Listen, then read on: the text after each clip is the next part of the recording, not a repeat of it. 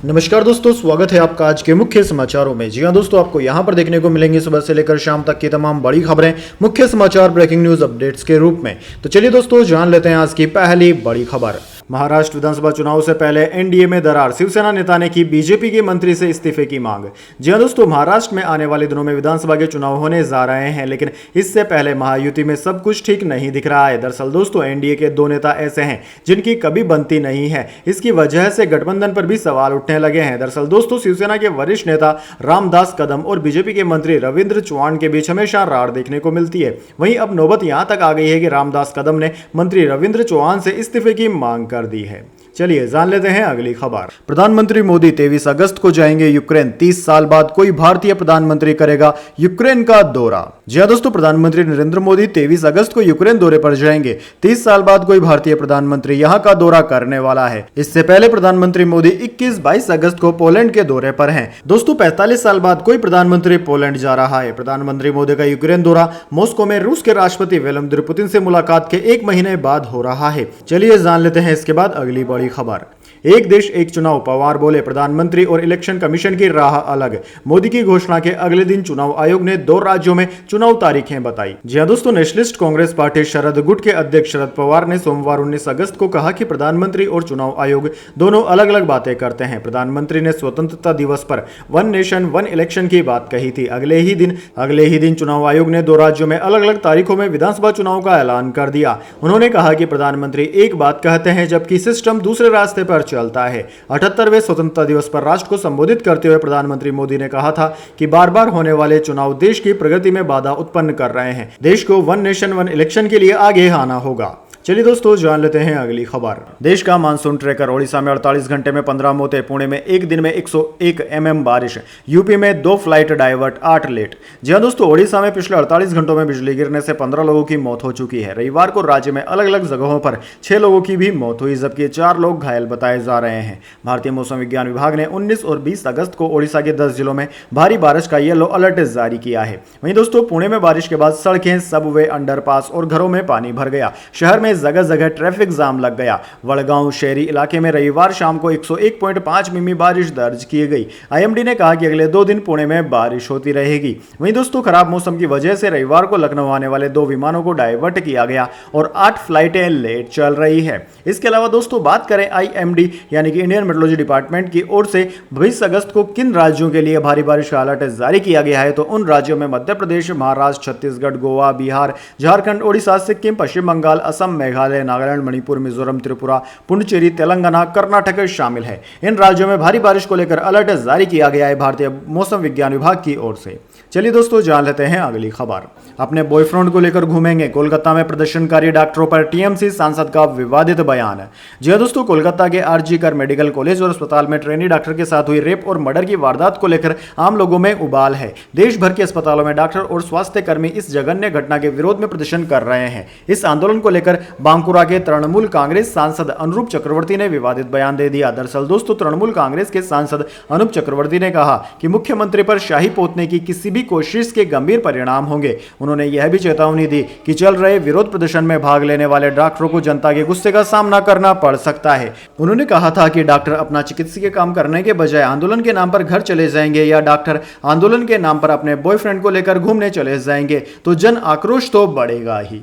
चलिए दोस्तों, जान लेते हैं अगली खबर। राहुल गांधी काफिला छोड़कर उबर कैब में बैठे, ड्राइवर बोला दिल्ली के सारे फ्लाईओवर कांग्रेस ने बनवाए। राहुल गांधी बोले हाँ, आसमान से तो नहीं गिरे। जी हां दोस्तों, लोकसभा नेता, प्रतिपक्ष और कांग्रेस सांसद राहुल गांधी सोमवार को दिल्ली में उबर कैब में बैठे। उन्होंने अपने फोन से 10 जनपद के लिए टैक्सी बुक की थी। इसके लिए उन्होंने 438 रुपए का किराया भी दिया। टैक्सी में राहुल गांधी ड्राइवर के बगल वाली सीट पर बैठे और यात्रा के दौरान ड्राइवर से बातचीत की। राहुल ने करीब 12 मिनट का video social media platform x पर शेयर किया। दोस्तों, आपकी जानकारी के लिए बता दें, राहुल गांधी अक्सर आम लोगों से मुलाकात करते रहते हैं और उनकी मुलाकात लगभग सरप्राइजिंग होती है। चलिए दोस्तों जान लेते हैं अगली खबर। उदयपुर चाकूबाजी में घायल 10वीं के छात्र ने अस्पताल में तोड़ा दम, घटना के बाद जमकर मचा था बवाल।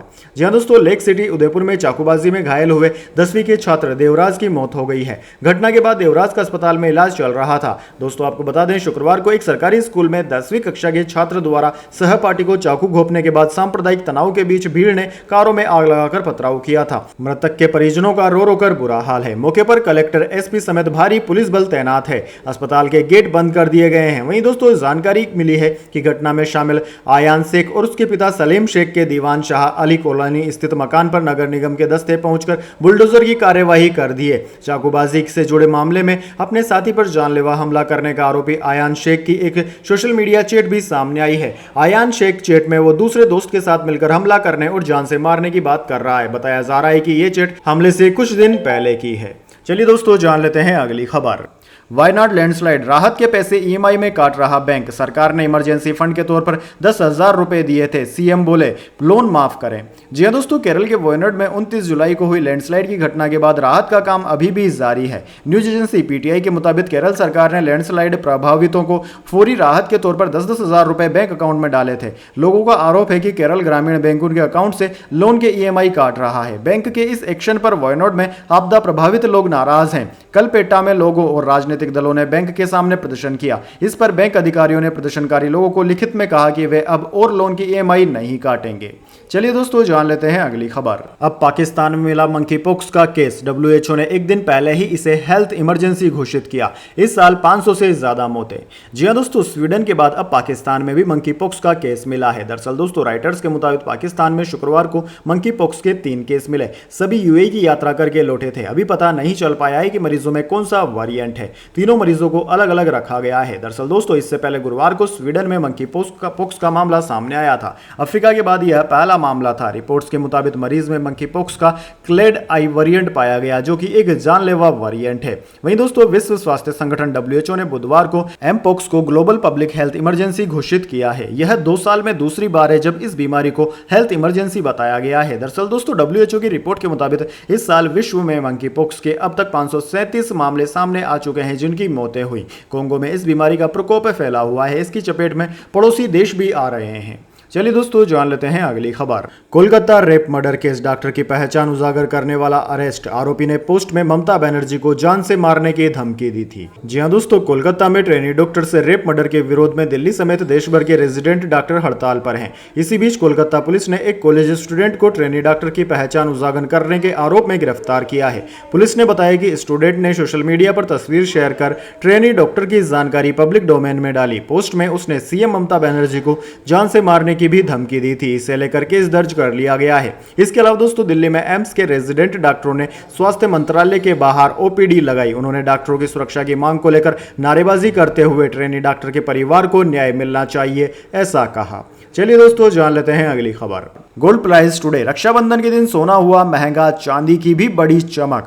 जी हां दोस्तों, भारतीय सराफा बाजार में रक्षाबंधन के दिन यानी कि 19 अगस्त को सोने के भाव में बढ़त देखने को मिली थी। चांदी की कीमत में भी उछाल आया। Indian Boolean and jeweller association की वेबसाइट IBGA के मुताबिक 999% शुद्धता वाला यानी कि 24 कैरेट सोने का भाव 71,000 रुपए प्रति 10 ग्राम के पार है। चांदी की कीमत 83,000 रुपए प्रति किलोग्राम हो गई है।